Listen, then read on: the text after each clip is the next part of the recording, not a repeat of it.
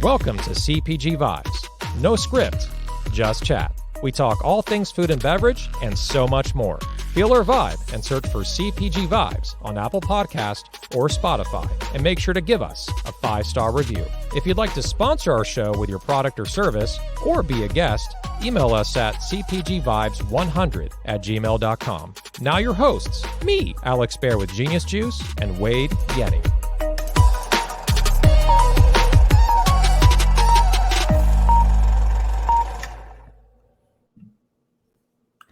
All right, welcome to episode 64 of CPG Vibes. We are focusing on one major thing in this show, one major thing beyond all the other things we normally do. And that one thing is volume vibe control, making sure our voices are coming in not too loud, not too soft.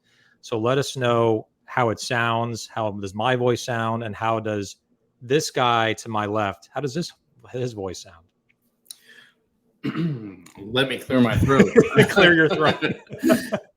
How's it sound? 1, 2, 3. You know, it's funny because I don't have the volume in my headset like I normally do. So I feel like I've turned it down, but it's not coming through. So we'll let our esteemed guest tell us how we sound. So how you doing, buddy? Doing really good. Yeah, you know, this is a special East Coast dinner, dining with CPG Vibes episode, and then West Coast, it's kind of on my way home from work, finishing work version where this is 3:30 Pacific time, 6:30 Eastern time for those that are listening later. We'd put it an hour later. I'm traveling with my family. We're in Portland. We're at the coffee. It's actually cool. I can bring this kind of information to the show. Usually I have nothing of value to add to the show, but today I have something. Laughter means it's true. No. So Coffee Specialty Expo. So we are at the Genius Juice is not there, but my wife's company, which is called Cafeku. It's a Japanese coffee brand. And they are there. It's Friday, Saturday, Sunday. For those, again, that are listening later, it's in late April 21st, 22nd, 23rd. And a lot of coffee machines, a lot of roasting machines. They just bring all these machines and like plop them right on the floor in the middle, like a 3,000-pound machine, just like right there, like a tank. And it's super cool. I'm meeting a lot of different roasters, a lot of coffee shop owners, which is cool because we're selling our shots in the coffee shops. And yeah, it's been great. But Portland is an interesting city. I haven't been here in a very, very long time. And it's a little bit less busy in downtown. I'll say that. And but overall, it's Portland, right? We all love Portland. Yes, we do. Yeah. It's. Can you hear me? Okay. I can hear you, but the question is, can they hear you? I was gonna say, like for me, I'm not getting the audio in my. You got to go to your settings. Headset. Yeah. Well, I turned down that one deal, and I think, but you know, I've only been to Portland once in my life, and it was on a trip that we did a extended vacation, and we started in Denver, and we worked our way over west, and we did Portland and then Seattle, and Portland was, of the three, was my least favorite, and see, Ginny says I'm kind of quiet, Alex. So hold on a second. Let's turn it up a little bit. How's that? Is that better, Ginny? But it was my least favorite of the three. But that might be because Seattle. And is that better, Alex, or is that too loud? Yeah, I can hear you. I can hear you good. And Paul Lutz said audio sounds great. Okay. So this is our audio engineers are the people. Yes, we don't have anyone. Well, that's the next step. If we have people, we'll get into that, right? If we have people sponsor the show, we'll get audio engineers. But Yep. Renee and I, when we travel, we do our best to try and stay in the downtown area because that's who we are and what we do. We stay downtown, we walk around, get the vibe of the city, kind of do our thing. And Portland, at least I have to go back. It was either 2017 or 2018. And it was a little rough where we stayed at downtown. There was a lot going on there. They were having some issues with, excuse me, the trash pickup. I want to say that was a big topic of conversation when we were there, that they were only picking up trash every 2 weeks. And it was like this big thing, topic of conversation. But we saw concerts at every stop. We went to Red Rocks in Denver. We did a show in downtown Portland. I have to look at my phone to see what we saw in Seattle, but it was a great trip. I'd like to go back. But you're there now, and you're doing the coffee show. Mm-hmm. And are you doing much sightseeing? Are you kind of locked in where you're at? The one thing I will say before you get into that is I know you like to run a little bit. Mm-hmm. One of my favorite shoe purveyors is in Oregon. And I think I might have talked about this on the show before, but it's his name is it's Carson Footwear, and this is a guy who basically wasn't happy with the options that was out there as far as what he could buy, and so he says, "I'm gonna screw it. I'm gonna start my own shoe manufacturing company," and he does that probably where you're at. If you're close to downtown, within 20 minutes or so where you're at. And he American made. He does everything locally, and really cool. Elliot Carson. So I'll send you that information if you're interested. But I have 2 or 3 pairs in my closet currently, and that's probably my best memory. There is Renee and I went to the factory and got to pick out our shoes right there as far as what they had available, and got to see the whole operation. So that was really cool. Very cool. Very cool. Yeah. I did not know that. I remember you mentioned them before, and you also do a lot of running as well. It's been, unfortunately, so I'll definitely take you up on that advice. And not a lot of running going to happen the next few days because it's raining every other day here. Haven't been able to get out. Coming from SoCal, I'm like, man, this is very different. It's 40 degrees out, even when it's not raining. Even with the sun out, it's like 50 degrees. But yeah, so it rained yesterday when we came in, down the runway, landed, rained all day yesterday, not raining today. It's going to rain tomorrow. But yeah, no, I can definitely see there's rough areas of Portland. But overall, I like the history of it. I like that it's an older city. A lot of the houses are older, like very antique style. It's a really cool look. It kind of reminds me of Berkeley a little bit too, like that kind of older city, a lot of history, a lot of culture.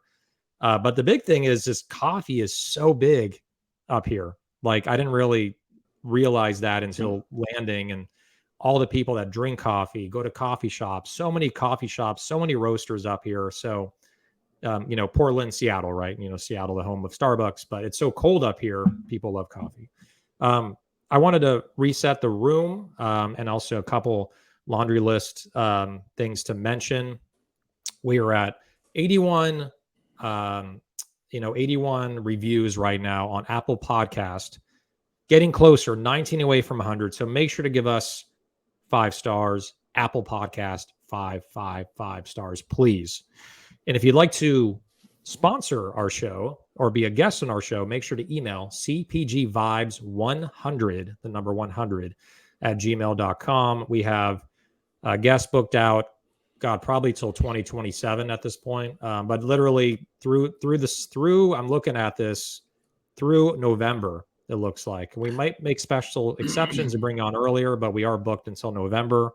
If you'd like to get on, and if you'd like to be a paying sponsor and show your product, have us try it on the air, and also be a special giveaway item at the end, where we want to give exposure to your product and brand. And as Wade said earlier, we definitely need an audio engineer and other Vibe staff here to keep the show running, because we're poor and we need your help. So make sure to, if you want to sponsor us, we can give you the details and the packages. We got some discounts available as well. cpgvibes100@gmail.com. Before we get into our topics for the week, Wade, you know what time it is? What time is it? The time is 3:47. Oh no. So the time is shout out time. So we're going to get all these comments in, and we really appreciate you guys for coming on an hour later. I mean, Gavin's in the middle of his TV dinner right now. No, Gavin's pumping iron right now, I think. He's at the gym. So he's having protein bars. Allegedly. He wants us to talk really loud so we motivate him and just get him to do new PRs while he's there. Okay. Yeah. So Gavin, we got to get you a CPG Vibes muscle shirt just to advertise there. We got to get that to you. Are you past just lifting the bar on the bench press? Let us know. We got to give him some shit at some point in the show. Yeah. So I was gonna say, Alex. So I put a link up of a place you need to check out while you're in Portland, the Japanese Garden, which is really super close downtown. I think you'll dig it. We were there. We walked around. It's really scenic, close to downtown. You should definitely check it out. Cool. That's one thing that you're telling me. A lot of people telling me is a lot of nature, a lot of trails. Yep. Biking, hiking, and then obviously this. And I'm a somewhat Zen guy most of the time. I like the Asian culture, so we will check it out. And then Gavin said 100%. There you go. On the muscle shirt or just lifting the bar? You tell us. All right. So some shout outs here. We got Dima Mararu with Guru Energy. One of the coolest. I love the packaging, don't you, on Guru? It's just so striking, the metal look and it really pops off the shelf. And I see it on my local Whole Foods, literally in the premier end cap section. So they're doing a great job in displaying Guru. We have Welcome to Portland, going to Good Food. And then who is this? Who is this person? Because I can't see their name. It's weird because I had the other window up. It might be Keenan, who's in Portland. Yeah, I'm not seeing his comment yet on my side, and it's weird. I'm not able to scroll through it like you. Same thing. Yeah, it is. It's Keenan. Keenan from Evolved Chocolate. Yep. All right, Keenan. By the way, the package was great. Thank you for sending that. Any more you want to send my way, I will be stuffing my face before, during, and after the show. So please, if you can, I'm buying it in the stores. I did buy the cashew, like the white chocolate cups. I bought that at Whole Foods the other day. They're on the higher end of price. They're premium, but they taste amazing. So thank you so much for sending those to me and our family. And going to Good Food, I don't know what that is. I'm only at Coffee Specialty Expo. Do you know Good Food, Wade? I'm not familiar with that one. Yeah, is that like kind of a like a flea market type thing, or is that an actual show? Or tell us more, Keenan, on what that is. Benita Casbo, awesome. I'm a big fan of her. She's a big fan of us. Hi, Alex and Wade, Gavin, Sup Squad. You sound great. Everyone's saying you were quiet at first. Now the audio sounds great. We have 3 people that have said you sound great. I think that's enough to say I like it's working. It's working. It. All right. We have Wade's recommendations and what else? Yep, that is Keenan. And then Sean Berg, my favorite show to listen to in the hot tub vibes. Just don't drop your phone or iPad in there because it's not coming back. We're waiting for the Sean Berg selfie in the hot tub, which I'm sure is coming pretty soon. No filter. No filter. Yeah. So I don't want to see like the bunny ears or any of those weird filters, but he does stuff unfiltered. That's his style, which I love. Gavin, one more comment. Soon I'll be back on the back patio with a fire going, listening to these goons. Okay. And we have Stored Press, Next Level Summit. I'll be a guest speaker in July, which is awesome. Have you been to Next Level Summit yet, Wade? I've not. I know Stuart and I talked about it, maybe working something out here. Obviously not this year, but we talked when I was in Cali last year. So we'll have to figure it out. I'd like to. I know it's a good event and lots of participation there. So I'd like to check it out. Cool. All right. So, Stored, yeah, connect with Wade. I think it'd be awesome to have him there. I think as a guest speaker to talk about the buying market, corporate, his experience, his seasoned experience. I'm gonna say it that way in a very favorable way. Yeah. Right. I like it. I like it. So, no script, just chat. What do you want to talk about? I'm going to turn it to you, and then let's kick it off from there. So one of the things I'd like to talk about, and actually, I just before we went live, reposted something that my organization posted with regards to opportunities on behalf of Whole Foods. So those of you who are listening, if you didn't see in the last 24 hours or so, Whole Foods announced that they are planning to lay off several hundred corporate employees. Whoa. And it's a big, you look in, if you look at the bullet points, the cuts translate to about less than 0.5% of the company's global workforce. They're shifting from 9 operational regions to 6. So I'm sure that will more than likely impact some of the people that listen to our show as far as regions. And Alex, we'll get into that a little bit. But there's a whole press release, and I don't think I need to get into great details, but it's the same. It's what people are unified operations team, enhancing team member services, adjusting structures, improving processes of several other global support teams, yada yada yada. But the nuts and bolts of it is that several hundred people are going to be looking for work. So I don't know, Alex, have you seen that yet? Or this is news to me. I'm usually keeping up on the news, but I did not see this one. So is it only in Austin, Texas, when you say corporate, well, other regions as it's well? so Dima put something up there, but so there's no impact at stores or the DCs themselves. Oh, I see. So it's the regional offices. So you're looking at the buying teams, the office structure as far as that goes. So potentially a lot of I've got several friends that work for Whole Foods, and I'm gonna be reaching out because I just saw quite a bit of this when I just came on. But lots of people that are going to be available out there. So if you're listening, there's some opportunities there for some experienced people, and I'm sure some pretty strong people as far as that. So Alex, what I would ask you with your experience is from a standpoint of when you look at the regional office structure, if they have 9 now going to 6, what does that from a brand standpoint, does that impact you? If it does, how does it impact you? It really, and this is what I have to wrap my head around, is that if they're going from 9 to 6, that means that there might be some regional offices where you're not able to reach the right person, or there's no longer a local forager or like a local buyer. And that's how brands get started in Whole Foods. That was their original premise, which is, hey, I'm a brand, Genius Juice in Los Angeles. I'm going to reach out to Glendale, the regional office, and I'm going to reach my local buyer, who was in the past. I mean, there's been a few since, but Monica Coyle was our last buyer, and she moved to Austin. So is that luck? I feel like that's almost not a luxury, but something that's great for the brands to start locally instead of just going national, right? Test it out locally in your backyard, prove it out. And then if you prove it out, then you start hop skipping and getting into more regions. So some regions is that program, which they call the LEAP program. I think it's local and emerging. So I can't remember what it stands, something program, accelerator program, local emerging accelerator program.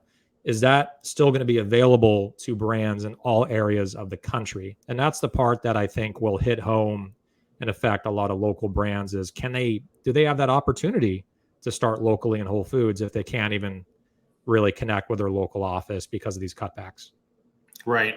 And excuse me, worst case scenario, I mean, you're condensing regions down. So your commitment now, if it was 9, now 6, more doors, more stores, more commitment, more money, right? I mean, am I going down the right track as far as what that potentially means as far as, I don't have numbers in front of me, but if you're, just making something up, if you just take an even number 1,000, 9 versus divided by 6, that commitment to where you're going to go, what you're going to do, what you're going to invest just got amplified a little bit, right? Exactly. That same person could be handling 30 to 40% more stores than before, and that buyer as well, right? That local buyer. So let's say, they keep Southern California. This is all just an example. They keep Southern California, they keep, Pac Northwest, but they take away Midwest. I'm just making this up. Yeah. And then so now everything is going through Southern California for 2 regions or 3 regions. And so it's definitely, what this it impacts the people. It impacts the workload and the bandwidth where people have more on their plate.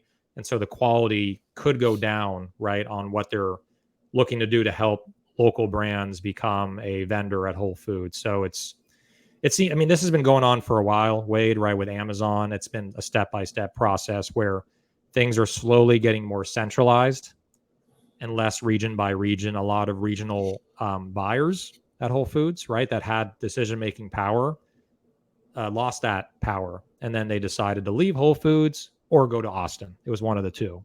Right. And some buyers have been there 20 years, decided, I'm just going to leave because I don't have the power to buy anymore. This is not for me. And I love my experience at Whole Foods, but I need to move on since the structure is changing. So we'll see. And the other, we'll see how this all kind of washes out. When is this going to happen? Is this in the next month or two? I feel like the release just came through in the last 24 hours. And it's been reported widespread across, CNBC, et cetera, et cetera. But I'm trying to see over the next 2 months. Yeah. So, and I think this is a great comment from Dima, which is, I think, eloquently more eloquent than what I was trying to say. Is it depends on the final restructure, but if regional offices are the most impacted, then Whole Foods Market might miss on local and innovation. So that's very true. There could be a brand in a inundated region where they're managing multiple regions, and they miss out on that brand to get into Whole Foods. And then that brand gets into their local Erewhon, their local Lazy Acres. And now a region is missing out on something that could have been a big seller at their region, at their store. So I don't want to speculate what will happen, but it's obviously going to put more stress on the people in the regional offices. The other thing that the news that hit last week was Sprouts is closing, I believe, 11 stores or something like that, 11 or 12. Did you see that news? I don't know that I did see that. It was something that one of our investors texted me. I didn't really see it like on a mainstream post, but they're going to close, I believe, 11 or 12 stores, and they're going to kind of reformat how they're doing the stores. So the store, how the stores got bigger and bigger and bigger. They realized they're getting too big. So they're going back to smaller format stores, and they eventually want it to be in between, larger than a Trader Joe's, but smaller than the current Sprouts, somewhere in between. I found the article. So 11 stores will be closing by the end of the second quarter. Yep. They've been on the chopping block since before COVID-19 due to poor financials.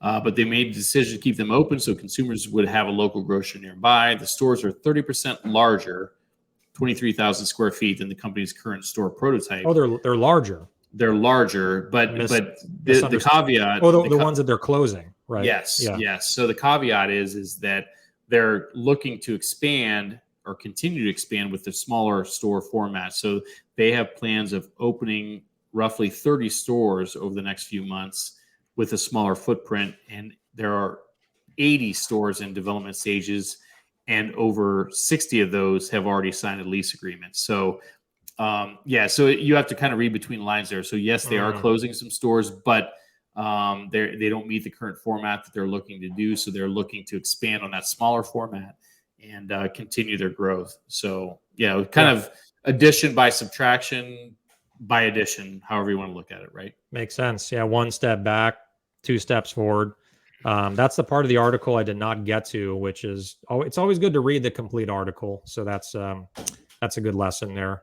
I was going to say, it's just one of those things when you look back, when I was in Ohio, you look at the late 80s, early 90s, and the format of that store, right? It was a conventional focus on perishables and specialty format. And, you know, if you walk around the store, you had photo development, video rental, dry cleaning service, full service restaurant. Excuse me. As you walk around, all these different services that they offered, and probably pushing, I'm gonna undersell it, 60,000 square feet plus.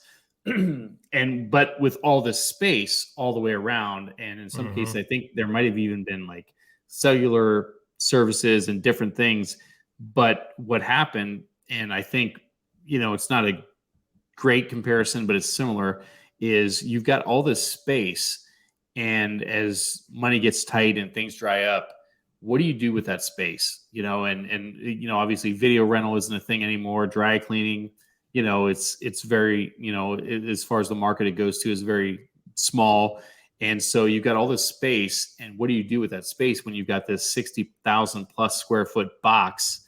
How do you fill that space?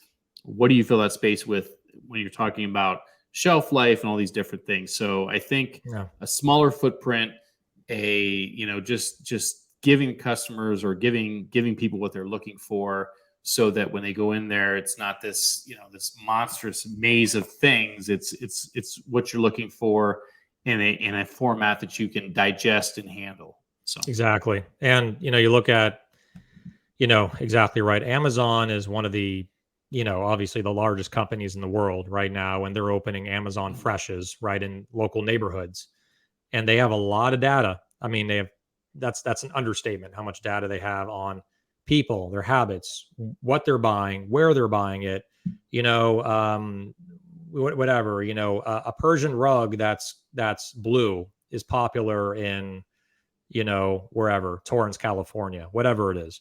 So they know all the data on, it's a terrible example, but they know all the data on what people buy and where they buy it.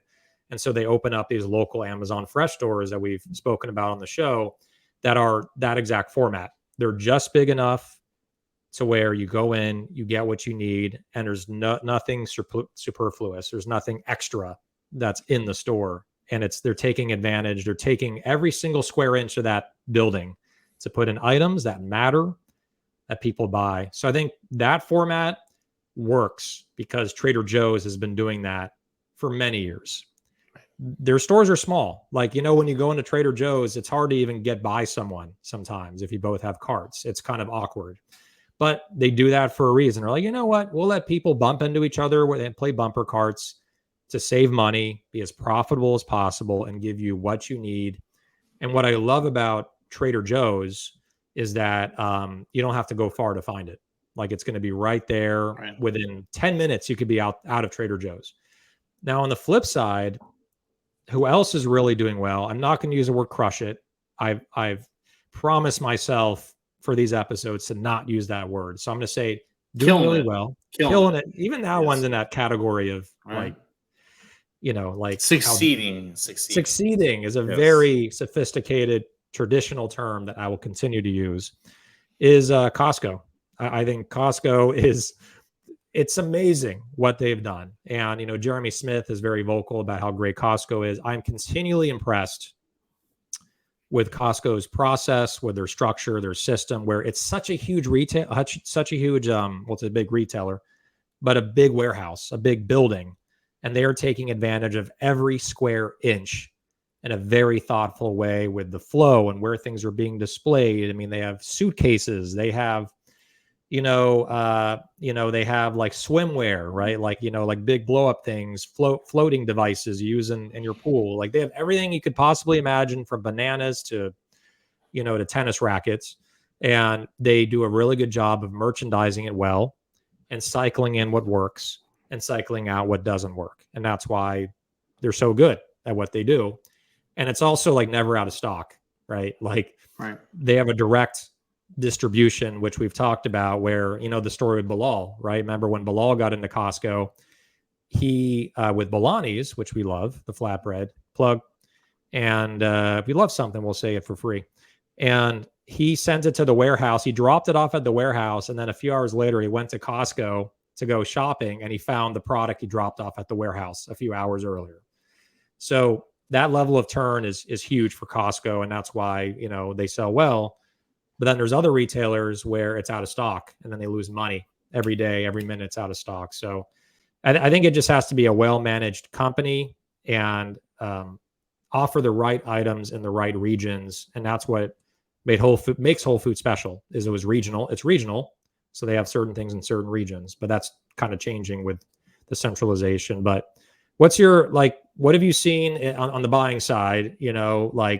What's a good? I guess a question I have is the buying cycles and discontinued cycle. Right, that's a really good topic. How much time do you typically give a brand before you're like, it's not going to work, and they're out? Like, how much? What's a runway that's reasonable to you, but also good for business? I feel like that's an episode in and of itself. There's so many variables there. So when you look at a perishable department, I'm just going to throw dairy out there as an example. Obviously, shelf life, product life is a lot shorter, typically than dry grocery or shelf stable products. So the long and short of it is you're going to, if a product isn't selling, you're going to discard it a lot faster in that department than you will on the shelf stable. So if you look at somebody that does a annual category review and they have you come in and you bring the product in and you get your free fill and you put it on the shelf and you go through the motions. Excuse me. I feel like you almost have to have 6 months, of data. Tie-dye cup. Yeah, right. Before you do anything, I feel like to give it a fair shake, and I can't say for the masses, but I feel like if you're doing something less than 6 months out on the dry grocery side, you're probably not giving it a fair shake, just simply because of the work involved, marketing, promotions, et cetera, et cetera. And the shelf life allows you to do that. If you go to the perishable side, you go through the same motions. And this kind of delves into a little bit, Alex, of what I told you I wanted to talk about at some point. Tonight's not the night, but talk about category reviews and things like that. Perishable products, depending on the category you're talking about, you could be looking at from a supplier standpoint. You have a list typically from your wholesaler. You're going to get a list of categories, right? You got and again, I'm using dairy as an example. You've got your eggs, your cheese, butter, yada, yada, yada, all the way down. They're more than likely going to give you a minimum guarantee shelf life. Okay. So if you're looking at just traditional traditional milk, not highly pasteurized, the 45-day plus shelf life, right? Just the one in the gallon, old school milk, you might get 12 or 14 days. So long story short, when you're looking at evaluating that product, if I just again, for discussion's sake, and I'm not going to name any brands, but if I bring a product in and I've got that 12-day minimum guarantee and I'm looking after a month, 2 months, 3 months, and I'm throwing away a large percentage, it's probably not going to last very long, because I, as a retailer, buyer, category manager, whatever you want to call me, I'm going to make a decision based on what's happening in real time. On that grocery side, I've got a little bit more bandwidth, a little bit more, as far as runway, that I'm not going to lose money. On the perishable side, that real estate is a lot more valuable. The shelf life is more condensed. Mm-hmm. And so I've got to have product that's turning. I can't throw product away. I'm going to be a lot more militant with my decision making. And I can tell you that everywhere I've been, I don't know that I've ever guaranteed a minimum. I'm going to give you X amount of time. We might have a conversation, but I'm certainly not going to put anything in writing, because at the end of the day, if I'm throwing out more than I'm selling, I've got to cut my losses, right? And I'm appreciative of free fills. and all that goes into getting the product on the shelf. But that's why we talk about this, or at least I do, as far as when you're making decisions and you're putting a product on the shelf. That's the easiest thing to do, is just get it on the shelf.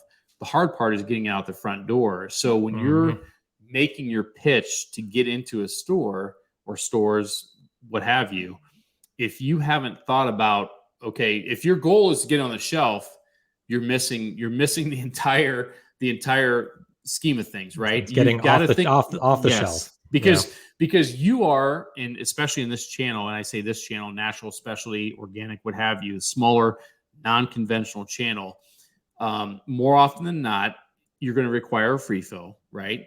And so you're not getting paid as a brand, as a founder, what have you. You're not getting paid until reorders start coming in. So great, you got a product on the shelf, but what does that do for you? Nothing, right? I mean, it gets you exposure, but if it doesn't sell or if it doesn't turn, that's a problem. So I don't know that I answered your question, but it kind of opens up this whole rabbit hole as far as like I said, as far as reviews and things go. But I don't know that there's an ironclad set of rules on how long you're going to have a product on the shelf. But what I can tell you is, as a retailer, if product isn't selling, it doesn't matter how long it's been on the shelf. You're going to be a lot more observant, like I said, militant. If it's not selling, and especially if you're discarding it, throwing it away, it's short-lived, right? Yeah, exactly. And and it's a great explanation. I ask these questions really to get into the mind of a buyer, or a corporate buyer, someone who's been in that role in the past, and you're involved in certain ways right now, right? But at a higher level, because brands need to know what is going on in a buyer's head, how they're evaluating the product. And we've talked about this a lot, where salespeople, because I'm a seasoned salesperson, is we run into an issue where we are thinking too much about our product and our goals, and getting on the shelf, getting approved, getting that money, getting that big PO, and appeasing investors. And so, a term that I've been really thinking about more lately is responsible selling. Responsible selling, offering something that not only is value to the retailer, but this is going to sell. There's not going to be all this spoilage, and this is the right fit. And that's going to save a lot of heartache for you and the retailer. And not enough salespeople are doing that because they're under pressure to hit their number, or to hit the number of doors, or to make an announcement on LinkedIn as I got into another 4,000 doors, which is great. I'm not raining on that parade, but it's just really, really being cautious about how you expand your brand and how you work with retailers. And I've been in meetings. I'm doing this more often, where after my meeting, it's a sales meeting. I go there literally, and I might travel to get there, maybe a couple hours. Usually plane rides, I'm pretty careful. But if I travel an hour or two within the LA city limit, if I'm in a meeting and I know it's not a good fit, halfway in the meeting, I'll say it, which is very different. I'm like, and I say that in the meeting, I'm like, I'm going to say something most salespeople don't say, but I don't think this is the right fit. I'm not doing a takeaway bullshit Jedi mind trick. This is for real. Like, this is probably everything you're telling me about your retailer, about your consumer, about the data, about the price point we'd be at through the distributor. This will not sell well enough to warrant taking that space on the shelf. Right. So now, if things change on our side, where our price comes down, or we come out with a new line, I'll gladly reach back out to you, and maybe it's the right fit, but I don't want to waste your time. So I think that's really important, is to be aware of not only from your own shoes, but also the shoes of the buyer. Right. Well, and I think you touched on a few things, and just to summarize real quick, you have to, and I talk about this a lot, as far as kind of doing your homework in advance, as far as who the retailer is. You can tell so much by spending 2 minutes going through their website and just seeing what they're doing, how they're advertising. I mean, if with your product, Alex, it's a premium product. Just being blunt, it's not for everyone. As far when I say everyone from a retail perspective, I mean, if you're going to market on price, if you're going to market on, low value or high value from a assortment standpoint, it's probably not the right fit for you. And so it's probably not time well spent for you to talk to that type of organization, because at the end of the day, they're probably going to nickel and dime you down and say, oh yeah, your SRP is $5.99, you promo at 2 for $8, whatever it is, 2 for $7, maybe. We need to be at $3.99 every day. That's not who you are. And it's not going to be profitable or a wise business decision for you to be there. Yeah, great. You get 500 doors by putting it in an account like that. But if at the end of the day, those 500 doors aren't profitable for you, is it any better? I mean, yeah, your ACV is up and your distribution points are up and all those things, but it's not going to further your brand in the scheme of things. And I talk about that from, my philosophy has always been, when I bring a product in, I'm not a big proponent of saying, let's BOGO it to get it off the shelf. Let's do this, because you're bringing this product in using your product as an example. If I BOGO it the minute I put it on the shelf and I get people to try it, that's fine. But I've never really established what your everyday price point is. So no one knows what the value of, and again, I'm using your brand, Genius Juice. No one knows what that value of the product is. So I BOGO it at $5.99, whatever your price point is every day. So it's 2 for $6 or what have you. So people buy it at $3 a bottle, but next week when I want them to pay $5.99, I haven't established that $5.99. I'm just telling them BOGO. So I feel like so many people get into that vortex of just bringing and going with promo hot off the shelf, and they're cheapening their brand, and or they're not teaching the consumer what they want them to pay. And not doing that, to me, is a huge detriment, because long term, your sales, when you look at your promotional, Alex, what do you want as a founder, as a brand? What do you want your sales mix to be, promo versus regular retail sales? What do you want that to be as a brand, percentage-wise? You mean how much on promo? How much on promo versus how much on regular? The discount, right? The price discount, the movement. The percentage of sales movement-wise, promo versus shelf. Oh, I see. Yeah. I mean, I would say, a 30% lift is good, 30 to 40. Right. But if you sell 1,000 units a year, how many of those 1,000 do you want to be on promo versus regular? Oh, I see what you're asking. Yes. I would say at the most, because you got to have organic velocity, is like less than 20 to 25%. Right. If you're 50% or above, like, you're in the huge danger zone there, where you can only sell when you're on promotion. That's where I was going at, is not establishing your price point, not understanding how to do that. So yeah, anyone can give, and I say this all the time too, is anyone can give something away. You don't want to give things away. You want people to buy it where you want them to buy it at. So and the expectation, correct me if I'm wrong, most places, if you're getting into a larger retailer, most places are going to ask for minimally 3 to 4 promos a year, right? Yeah, usually it's quarterly. Quarterly, right. We have cut back on that considerably at Genius Juice, and like I'm not shy about saying that, because our product is high quality, yet we do what we can to have it be at a reasonable everyday low. I don't say low price, just everyday price, EDP. Like, I'll take the low out of it, right. Because like, it doesn't have to be low to be a value. It just has to be a reasonable price. I think it should be called EDRP, an everyday reasonable price, right, for the quality that you're putting forth in your product. So, I'm going to say their brand name, right? Because this fits into this, is Coconut Cult, right? I've said it so many times on the show, which is, there was an article that just came out from BevNet, which is a niche brand that can hit 100 million in sales. They have a plan to do it. They're opening up their new plants in like, I think in Utah in like a month or 2 months. Ari's just blazing this company to success, and they have not wavered on quality. They've not wavered on price. It's at $9.99 at Sprouts, and guess what? It's doing well because of quality, because of differentiation, because of social media, because you don't need the whole jar to get the value out of it. You can take 10 scoops, even though you eat the whole thing in one. And you're also not going to see it at Walmart, Dollar No. General, Target. Very, very determined and deliberate and calculated where they're at and who their consumer is.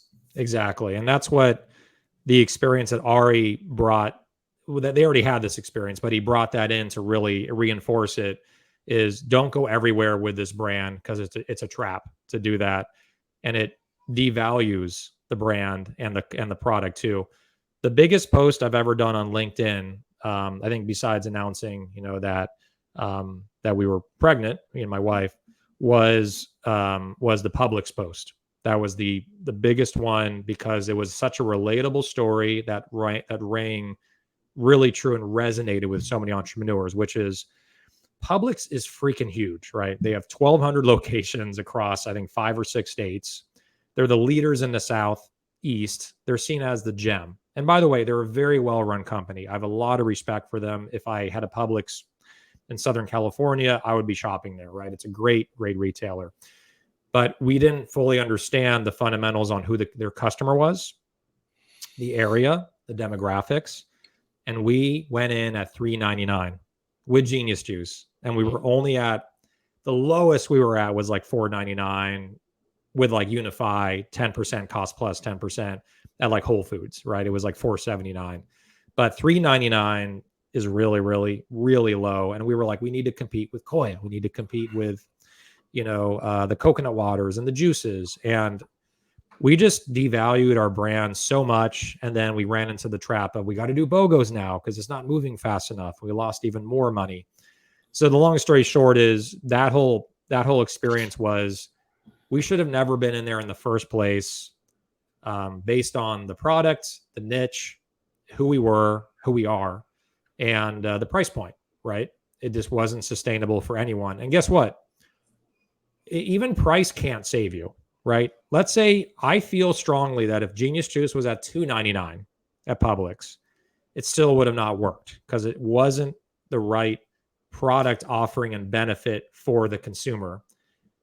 Consumers love orange juice, right? Consumers at that time loved shots. It was during the pandemic. That's where people were looking at. And people love coconut water. They weren't ready for coconut smoothies. So that was a big learning that took us 6 months. We lost money, a lot of energy. I flew out twice to Publix. I went to over 150 stores, visiting stores, making sure it was on the shelf. But I will say one thing, because I like to end on the positive, is it's one of the best merchandise retailers I've ever seen, ever. Like, they have their own distribution. There was not Wade, like when I went to the back, there was almost nothing in the back. It was like speed to shelf. They run a great business, no questions. A lot of respect for them. Yeah, definitely. So yeah, and I think there's other retailers in these areas that are also well run, and yeah. So what else? I think we're running short on time. So we'll do a couple more comments here. Sure. And then we'll go to our stuff we love, which I do have a few things. You saw me drinking a few of them already during this episode, but let's do some shout outs. And again, we have a special sponsor today, which I'm going to name drop, which is Neolia. And they're giving away $70 worth of olive oils, balsamic vinegars, like super high quality, like the Cadillac. To me, this brand is an example of something that shouldn't be in, to me, Kroger, right? Right. It should be in, to me, high-end retailers and natural stores. And also, like, to me, food service, like, not food service, but like Vegas, like casino high-end shops, that kind of stuff. Right. It's ceramic. It looks nice. These are all things to consider when launching a brand, is where should it go? So a couple shout outs here. Looks like Stort has responded. For sure, Wade, you're always welcome. Well, Right on. Gavin was commenting on proof of concept as well, just on the fact that you want to launch regionally to test out a product before you go national. Another whole subject, right, Wade, which is don't go too big with a new product. Start local. Crawl, walk, run. Crawl, walk, run. So CWR. I had to think about that one for a second. Hashtag CWR. Like it. You've been dropping that on every single post. I love it. It's consistency, right? Just at its best. Yep. Sarah Stender Delaney, Sales IQ, is talking about knowing your retailer. And I guess like it's the only hard thing is when you sell to a retailer or you have a meeting and you've never stepped foot in their stores because they're out of state. I guess you just got to do research otherwise. But I was going to say, but I've talked about that, and I'll continue to talk about it until everyone listens. Is YouTube, Instagram, circulars, online circulars, websites. Yep. You can visually and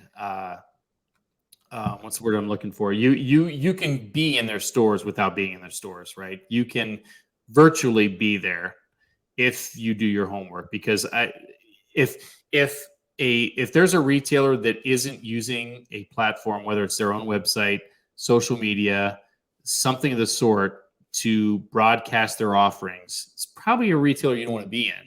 So if you spend 5 minutes going to their website, their socials, and look at what they're doing and look at what they're projecting and what they're marketing, you're going to find out pretty quick if they're a fit for you, based on how they're promoting, what they're putting out for their guests, or who their target consumer is. You're going to tell really, really fast. And I mean, to me, and it's selfish because I'm on this side, you're almost, it's pretty much inexcusable for you not to do that in advance. I can't tell you how many times I have people reach out to me talking about categories that either A, we're not in at all, or B, they're what I would call either convenience categories or just they're. What's not an example things, of that? Give me an example of like someone who wanted to pitch something and it just wasn't. Well, for us currently, I would say the baby category. I mean, that's a category that we made a decision. Sorry, cover your ears. Yeah, we all love babies, yes. But you can't. But I mean, the fact of the matter is that I'll go back to my days in Ohio.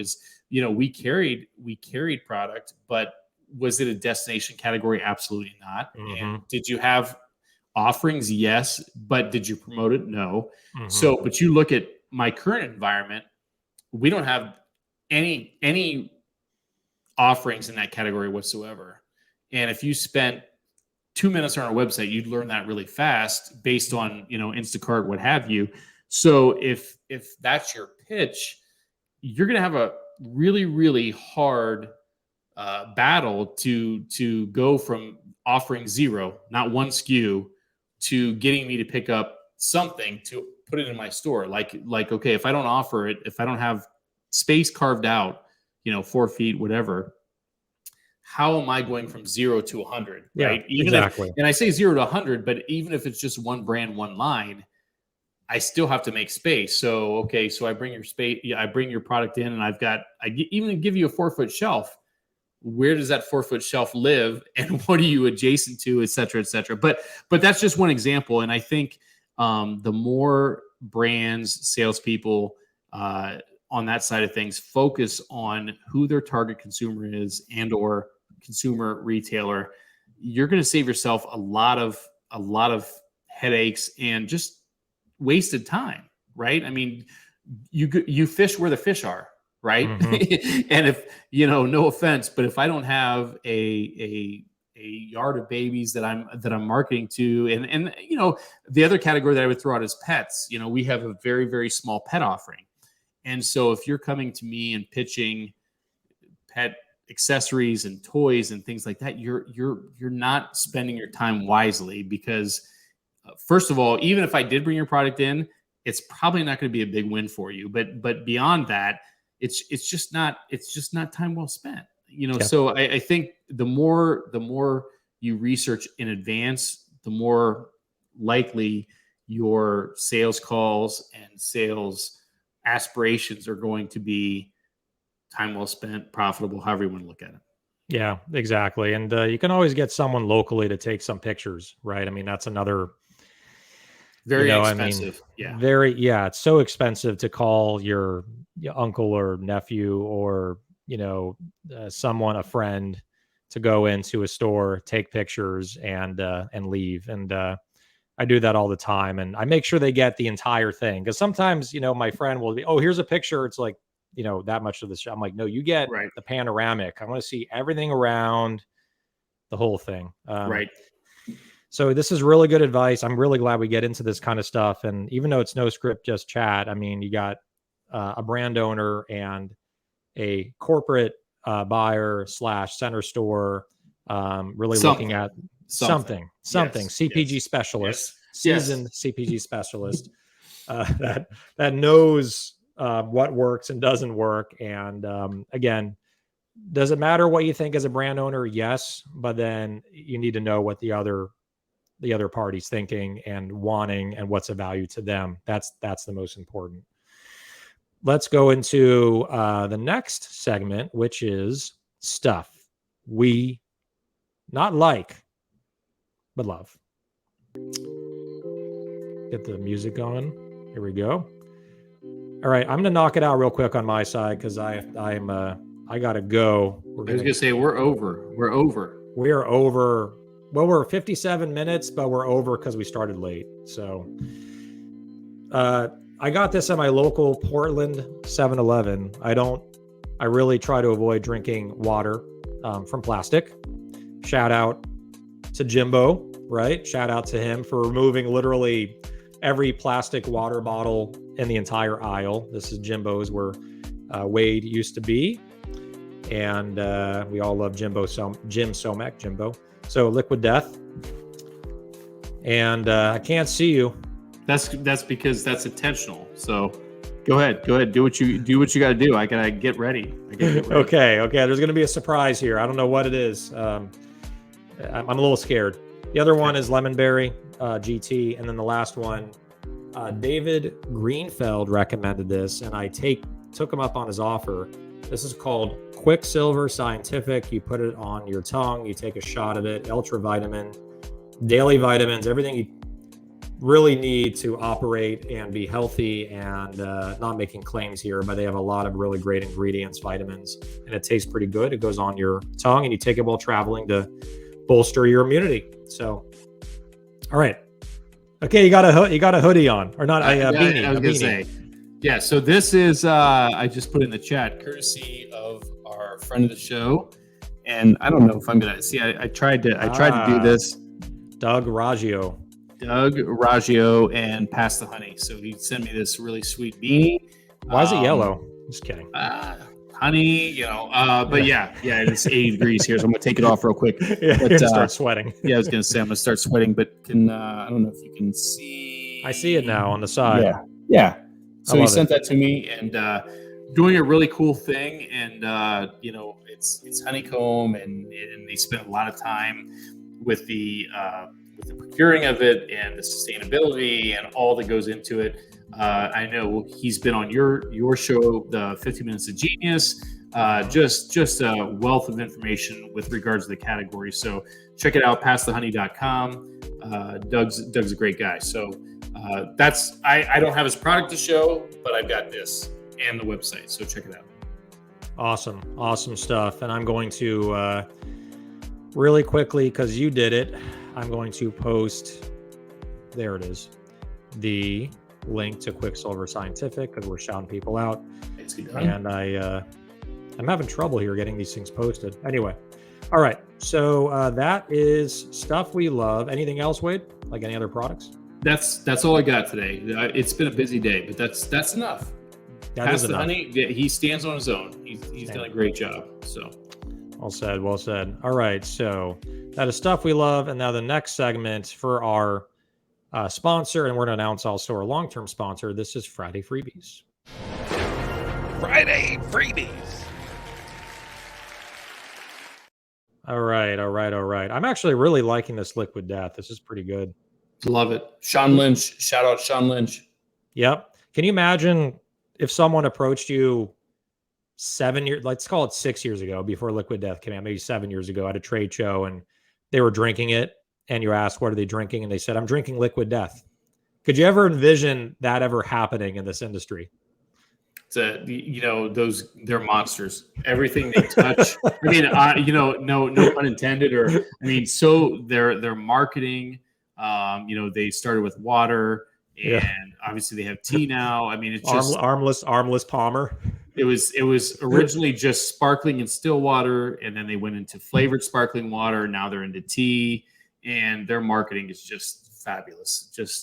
And a great team. Sean, Sean's a buddy of mine. And, we keep in touch regularly. It's just great stuff. Great stuff. Yeah, my favorites are Berry It Alive, spelled like berry, like a blueberry, and Armless Palmer. Those two are just freaking hilarious, dude. Great stuff.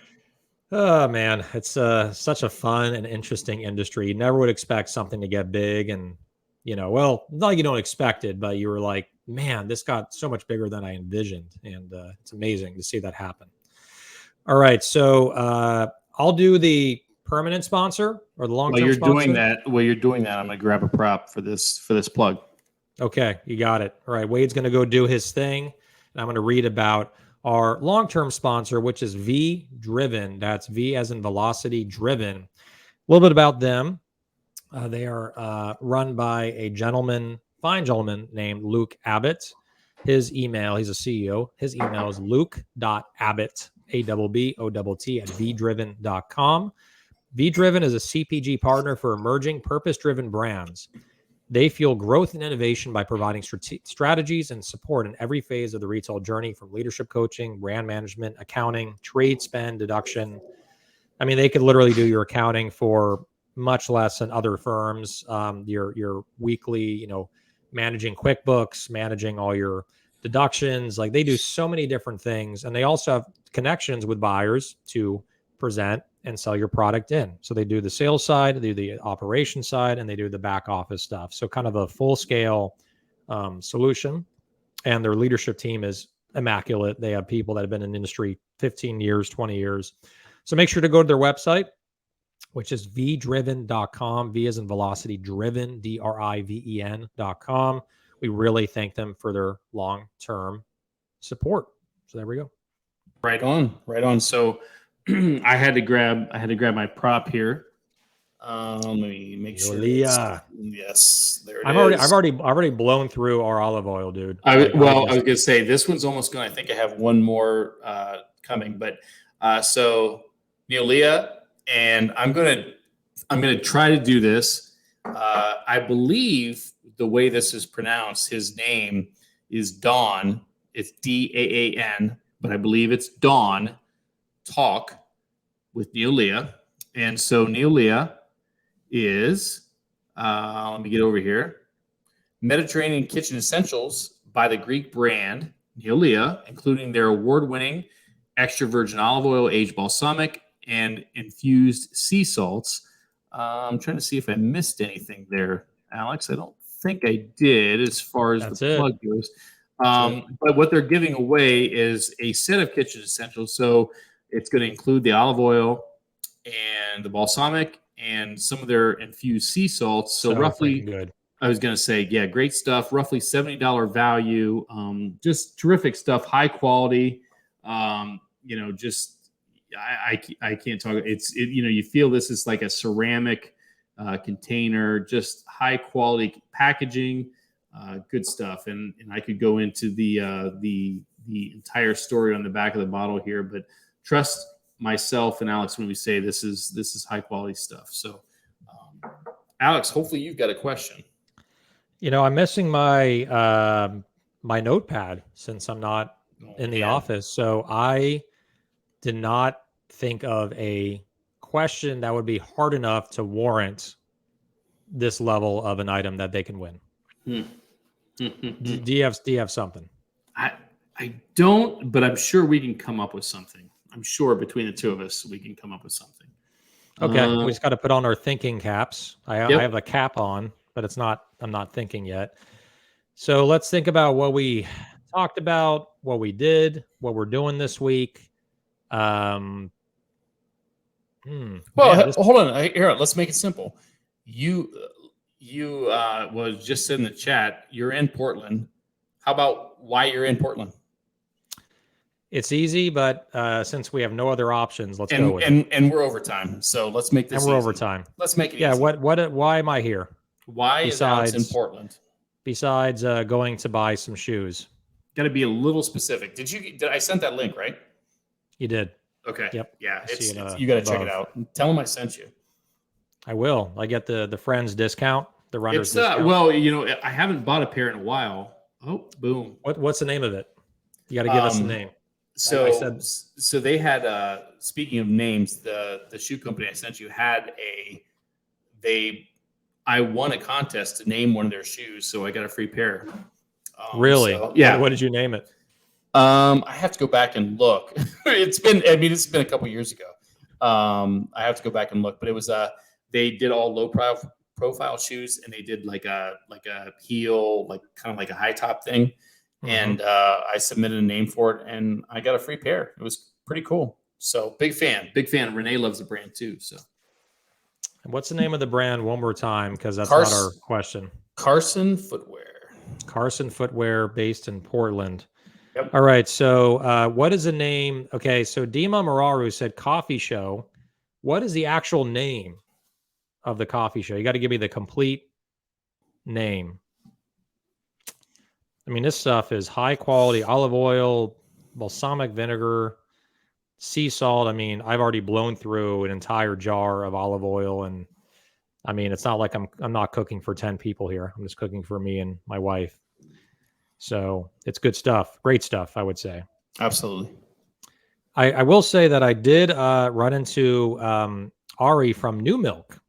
Nice. He has the cashew milk, pistachio milk, the machine that makes the milk. And they made me an oat milk latte from freshly pressed oats. Like he had the oats and it was like in a bag, and he put it into the machine.